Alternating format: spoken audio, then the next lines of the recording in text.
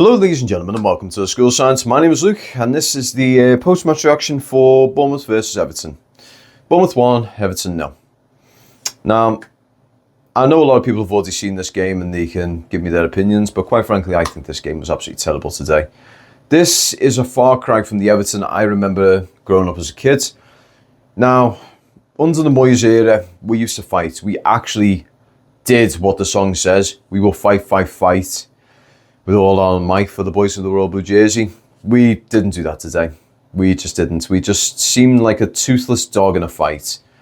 We just had nothing going for us. In the first half, we really did actually try and push at Bournemouth, and even then, from the first corner, we could tell that something's not right. Balls weren't getting into where they were getting in. We never even had a shot on target all game.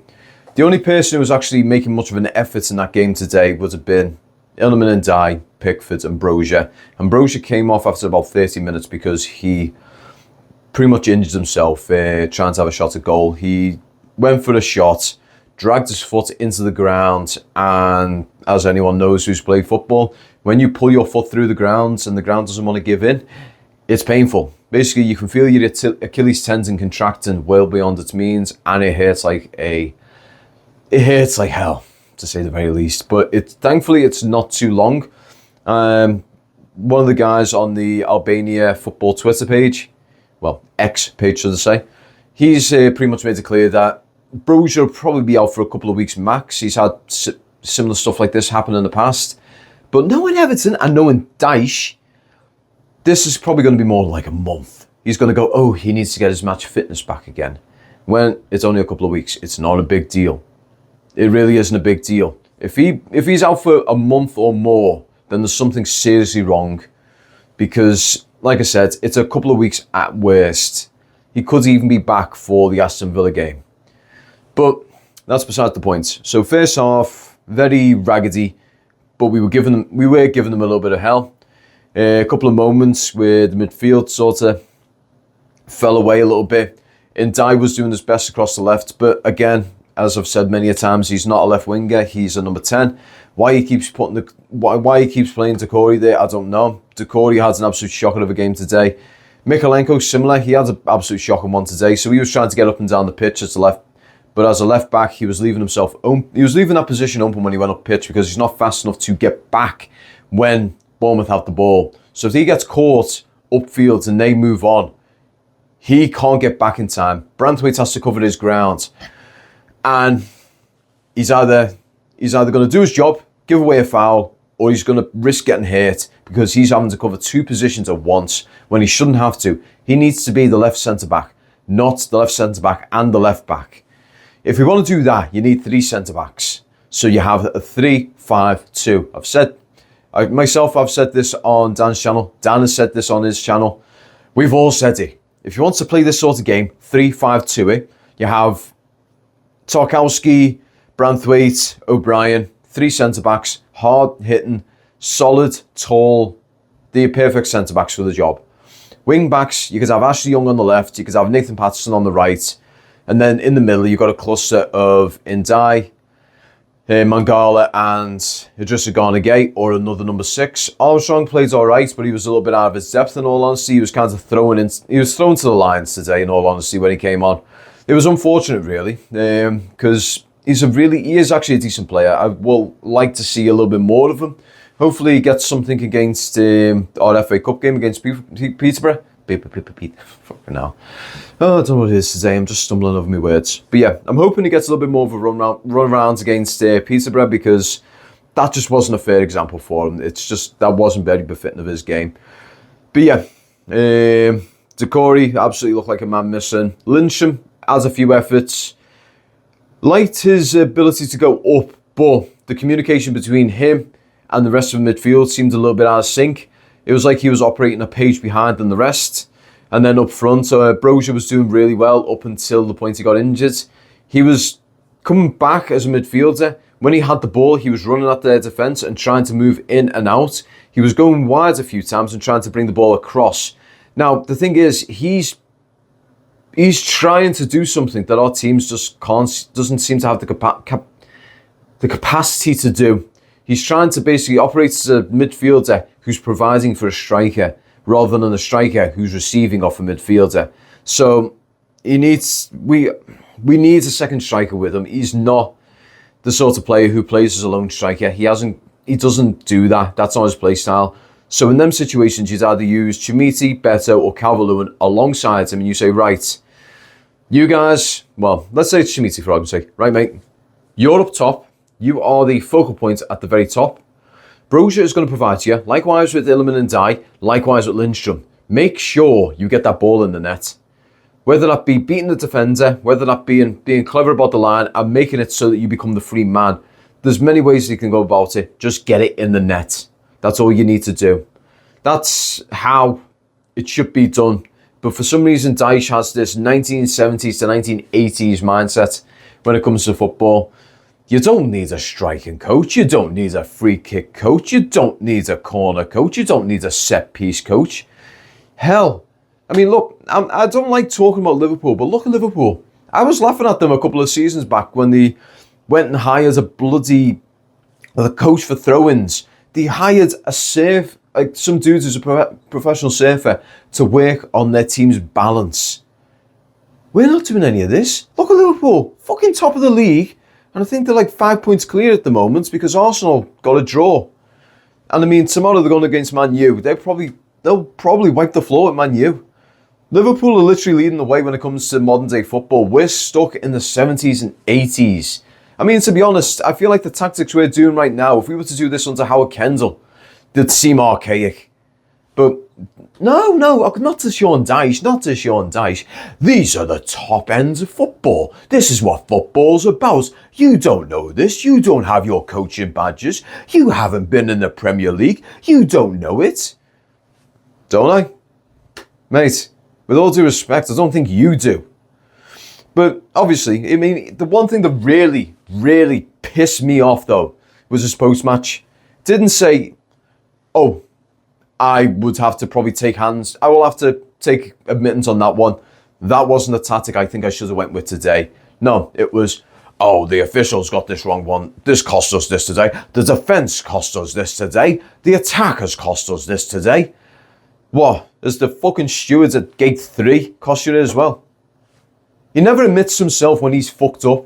His substitutions were a little bit questionable. I mean, he brought Mangala off and brought Beto on. When in all honesty, he should have brought Takori off and brought Beto on. And maybe even looked and said, you know what, actually, Lindstrom, you've had a run. I'll swap you with Harrison. Harrison, you go on the left. And Dye, come in the middle, mate.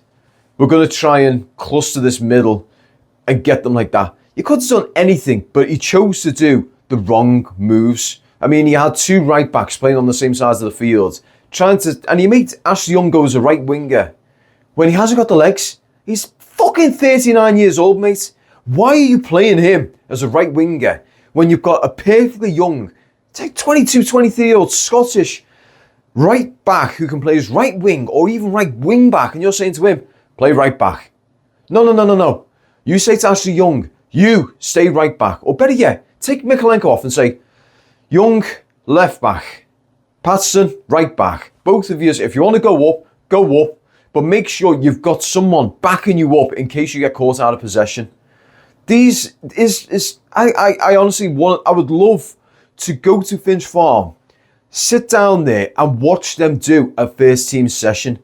Because in my head right now, like I said, I've had on good information that apparently half of it is just fitness and endurance. The other half is 5-a-side bloody stupid games, mini games, where they don't work on anything. It's have a kickabout. That's not fucking training, mate. You need to train them and say to them, right, this is where you were lacking this game. Let's work on this. Distribution, it was shit. Let's work on this. Corners, they were shit. Let's work on this. Throw-ins, they're shit. Work on it. Fucking free kicks, shit. Work on it. Striking, shit. Work on it. You need to be working on these individual things, getting these players to the side with a professional coach who specialises in this fucking field and getting them doing that job. Because no, the way we're going right now, we will get relegated.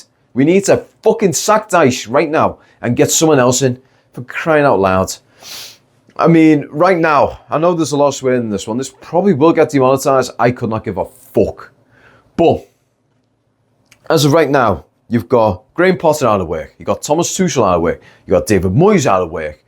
You've got a lot of decent managers out of work at the moment. I think the freaking group need to say to Dyche, look, you did well keeping us up last season, but it's time to go, mate. You've done your job.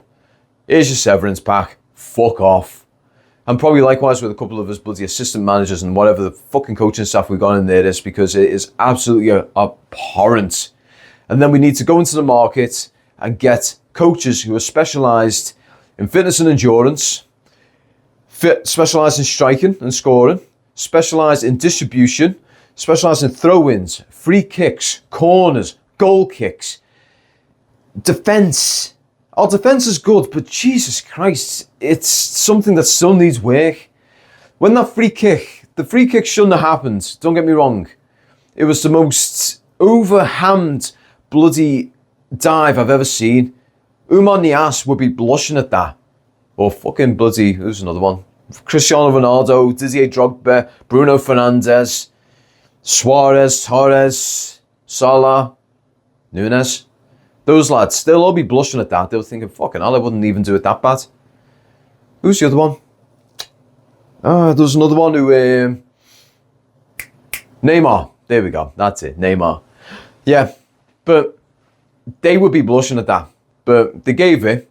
And instead of our defence saying, right, they've got a free kick, let's get ourselves organised, let's find a player, let's mark them, let's make sure they don't score.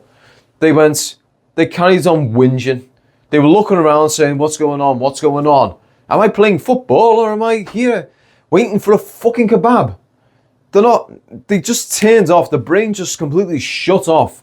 And rather than us being able to handle it, and at the end of this being a frustrating 0-0 draw, we ended up conceding, and now we've lost 1-0. And we've currently got Wolves sitting a point behind us, and they're actually coming into a little bit of run of form. They know where the goal is, they just concede a lot. And all it takes is for them to take on the likes of Southampton, Ipswich or Leicester, and we've just gone down a place. Likewise with them guys below us. So Leicester have got themselves, I think he's got Ruud van Nistelrooy. He wants to get young, hungry players in. They are going to improve. So we need to be very, very fucking worried. So, as my final statement for this is, Sean Dyche needs to just fuck right off. We need to get someone else in. I don't care whether it's David Moyes. We go back to David Moyes. Because the thing is, he'll want a long-term contract. But with the freaking group, long-term contracts are not really a thing. It's more of something they laugh and joke about in the boardroom.